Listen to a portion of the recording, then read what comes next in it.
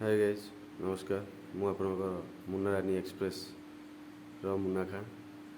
ଆଉ କାଲି ରାତି ସାରା ଟୋଟାଲ୍ ଶୁଆ ହେଇନି ଏବେ ଉଠିଲି ଜଷ୍ଟ। ଆଉ ଦେଖିପାରୁଥିବେ ପୁରା ସକାଳ ହେଇଯାଇଛି, ଦେଖିପାରୁଥିବେ ଆପଣ ଦେଖିଲେ ପୁରା ସକାଳ ହେଇଯାଇଛି, ପୁରା ରାତି ପାଇଗଲାଣି। ଟାଇମ୍ ଆସିକି 8ଟା ହେଲାଣି। ଶୋଇଛନ୍ତି ଆଉ ଘାଲୁ ଭାଇ ଅଭାଇ ଏବେ ଉଠିକି ଗଲେ, ଘାଲୁ ଭାଇ ଶୋଇଛନ୍ତି। ଆଉ ଦେଖିପାରୁଥିବେ ଆଜ୍ଞା ନା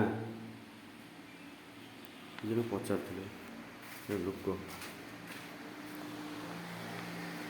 ଦେଖିପାରୁଥିବେ ଘାଲୁ ଭାଇ ଶୋଇଛି।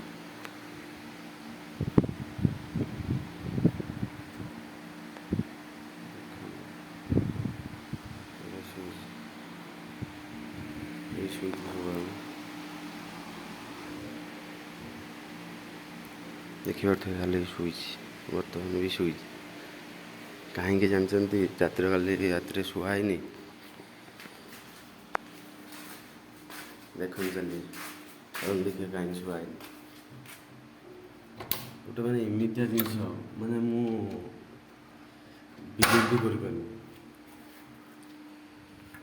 ବିଲିଭ୍ ବି କରିପାରୁନି, ଏମିତିଆ ଜିନିଷ ସେ ଗୋଟେ ଏଇଠି ପ୍ରପର୍ ଏଇଠି ଏଇ ଦୁଆର ମୁହଁରେ ଏଇଠି ଆମେ ପିଟା ହେଇଯାଉ।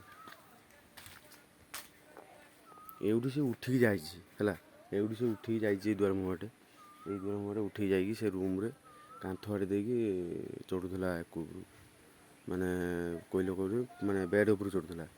ସେଇଠୁ ଆମେ ଦେଖିକି ଜଷ୍ଟ ମାରିବା ଉପରେ ଚୋଟ ଆମେ ଦେଖିକି ସାଙ୍ଗେ ସାଙ୍ଗେ ତାକୁ ମାରିଲୁ। ଦେଖିପାରୁଥିବେ ନେଇକି ଯାଉଛି।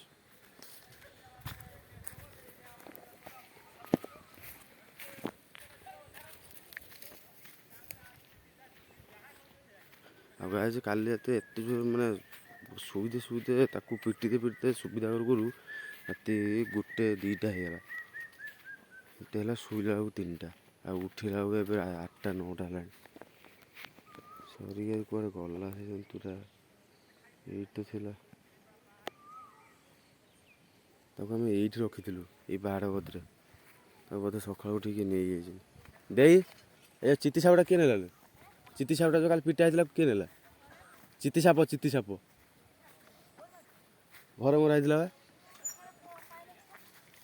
ତାକୁ ରଖା ହେଇଥିଲା, ଏଇଠି ରଖା ହେଇଥିଲା। ଅଜା ବୋଧେ ନେଇଯାଇଛି, ବାଡ଼ି ଥିଲା ସେଇଠି ନେଇଯାଇଛି ଅଜା। ନା ଏଟା ହଁ ଅଜା କାଳି ବ୍ଲକ୍ ତିଆରି ହେଉଛି, ବ୍ଲକ୍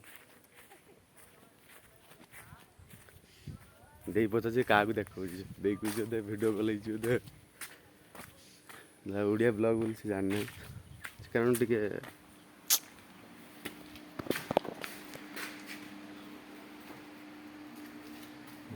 ଦେଇଦେବା କାରଣ ସେଟା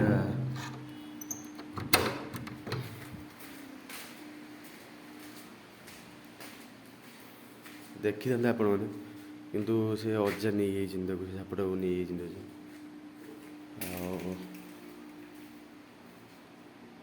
ଆଉ ଯିବା ଆଉ ଓକେ ବାଏ, ଖାଇସାରିଲା ପରେ କଥା ହେବା ଆଉ।